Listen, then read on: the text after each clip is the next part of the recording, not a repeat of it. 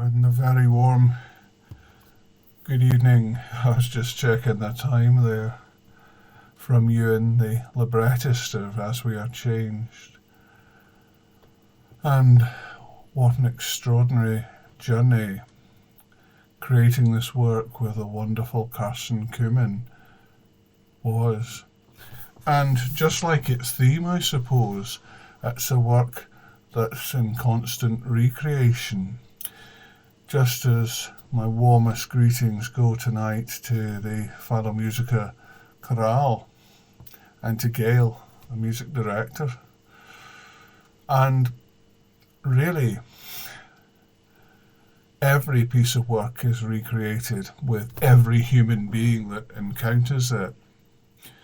And to have a big work like this and lots of performers involved is incredibly moving. And so moving to know that you'll be performing it tonight. And it's a work, as you know, about transformation.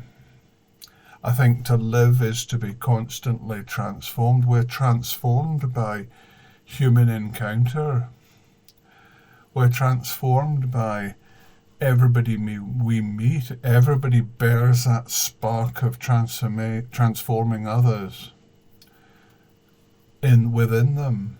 And as a teacher, I know that. An educator, I like that term, because I'm educated by everybody I teach. And the job is 100 different young people. And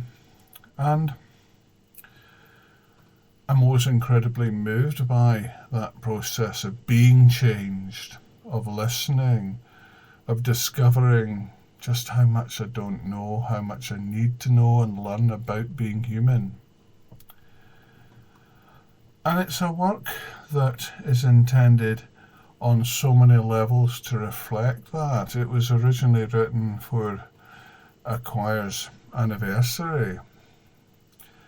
And that was about a process of transformation and change that happens in every group that human beings create together and seek to make a success of. And the first movement, really, of this work, I'm thinking, is very much about the fragile ecology of being human. So that there are people subject to the cruelty and violence that human beings can impose on each other in that opening movement. But then what happens is that they find their eternal meaning beyond time and in a new relationship with time and with creation. And it's the same very much with the description of the animals, the horses all leaving earth. And I think horses represent for me one of the most profoundly spiritual creatures, the creatures that enable us to touch eternity just by their presence. And that's really the theme of the first movement, our fragile human ecology, just how much we need to love and show kindness to each other, and how much we need to recognize that transformative spark in every human being we encounter. And so that was what the first section was about, is about. Because it's an active process. It's not a was, it's an is. And later sections are so much about, yes, they're about fragility, but they're also about joy. I mean, it's what Carson's music captures so brilliantly is that sense of joy being transformative, joy being creative, the joy that we have in each other, that particularly in the form of making music. I'm a double bass player myself, and I never cease to be amazed by the joy and the energy that comes from the root of my being when I play. with other people, of course, as a bass player. There aren't many solo concerti for us.